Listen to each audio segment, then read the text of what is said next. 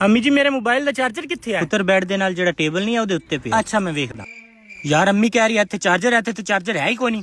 ਬਲਕਿ ਹਾਂ ਬਾਅਦ ਚ ਅੰਮੀ ਕਹੇਗੀ ਕਿ ਮੈਂ ਵਿਖਾਉਂਦੀ ਆ, ਉਸ ਟਾਈਮ ਲੱਭ ਜਾਏਗਾ। ਮੈਂ ਹੁਣ ਨਾ ਫੋਟੋ ਲੈ ਕੇ ਰੱਖ ਲੈਣਾ। ਲੈ ਹੁਣ ਪ੍ਰੂਫ ਬਣ ਗਿਆ। ਅੰਮੀ ਜੀ ਮੈਨੂੰ ਉੱਥੋਂ ਚਾਰਜਰ ਕੋ ਨਹੀਂ ਮਿਲਿਆ, ਮੈਂ ਤੇ ਵੇਖ ਛੱਡਿਆ। ਹੁਣ ਜੇ ਉੱਥੋਂ ਚਾਰਜਰ ਮਿਲ ਗਿਆ ਨਾ ਤੇ ਮੈਂ ਤੈਨੂੰ ਛੱਡਣਾ ਨਹੀਂ ਹੈ। ਚੱਲ ਆ ਜਾਓ ਵੇਖ ਲਓ। ਵਿਖਾਓ ਮੈਨੂੰ ਚਾਰਜਰ, ਵਿਖਾਓ ਮੈਨੂੰ ਚਾਰਜਰ, ਵਿਖਾਓ। ਇਹ ਕੀ ਤੇਰਾ ਪਿਓ ਪਿਆ?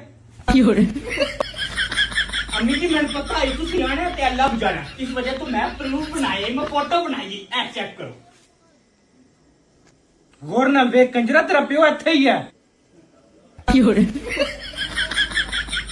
ਅੰਮੀ ਜੀ ਪਹਿਲੇ ਕੋਈ ਨਹੀਂ ਆਈ, ਯਕੀਨ ਮੰਨੋ ਕੋਈ ਨਹੀਂ ਆਈ। ਤੁਹਾਨੂੰ ਕੁਛ ਹੈ ਦਿਖਣੀ ਆਈ ਨਹੀਂ, ਤੁਹਾਡੀ ਅੱਖਾਂ ਸਾਹਮਣੇ ਚੀਜ਼ਾਂ ਪਈਆਂ ਰਹਿਣ ਨਾ ਤੁਹਾਨੂੰ ਤਾਂ ਵੀ ਨਹੀਂ ਦਿਖਦਾ। ਓਏ ਤੁਹਾਨੂੰ ਸਾਰਾ ਕੁਝ ਨਜ਼ਰ ਆ ਜਾਂਦਾ। ਅੰਨੇ ਹੋਏ ਹੋ ਤੁਸੀਂ।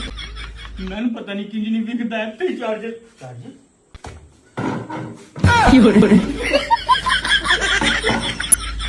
ਅੰਮੀ ਜੀ ਅੱਲਾ ਦਾ ਸ਼ੁਕਰ ਹੈ ਡਾਕਟਰ ਤੇ ਬਣ ਗਿਆ। ਹੁਣ ਕੋਈ ਗਾਹਕ ਆ ਜਾਵੇ ਨਾ ਤੇ ਕੰਮ ਬੜਾ ਫੇਟ ਹੋ ਜਾਵੇ।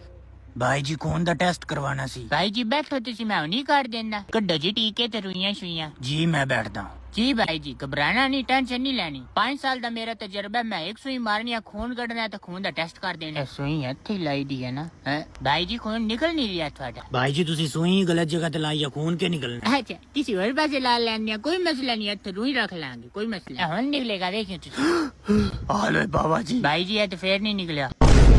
भाई ਤੁਹਾਡੇ ਕੋਲ ਕੌਣ ਟੈਸਟ ਨਹੀਂ ਹੋ ਰਿਹਾ? अब भी ठीक करके देता हूँ भाई जी, अब भी ठीक करके देता हूँ। तुझे टेंशन नहीं लेनी, हुनी निकलता है। अब क्यों इत्थों निकलता भाई जी नहीं हो रहा तो मैं दस तो मैं किसी और को करा लेंदा।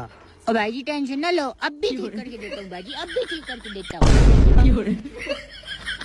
भाई जी जिन्ने तुसी सुराग कर देते मैं समझ नहीं आ रही उन खामा कितों थे। हैं कुछ नहीं भाई मैं समझ आ गई। हुन मैं ਤੁਹਾਨੂੰ ਦੱਸਦਾ ਐ ਇੰਜ ਨਹੀਂ ਹੋਣਾ, ਹੁਣੀ ਦੱਸ। ਭਾਈ ਜੀ ਪਤਾ ਗੱਲ ਕੀ ਹੈ, ਇਸ ਟੀਕੇ ਨਾਲ ਕੰਮ ਨਹੀਂ ਹੋ ਰਿਹਾ। ਇਹ ਹੁਣ ਇਹ ਵੱਡਾ ਟੀਕਾ ਲਾਉਂਦੇ ਆ, ਤੁਸੀਂ ਪਰਾਂ ਵੇਖੋ ਚੱਲੋ।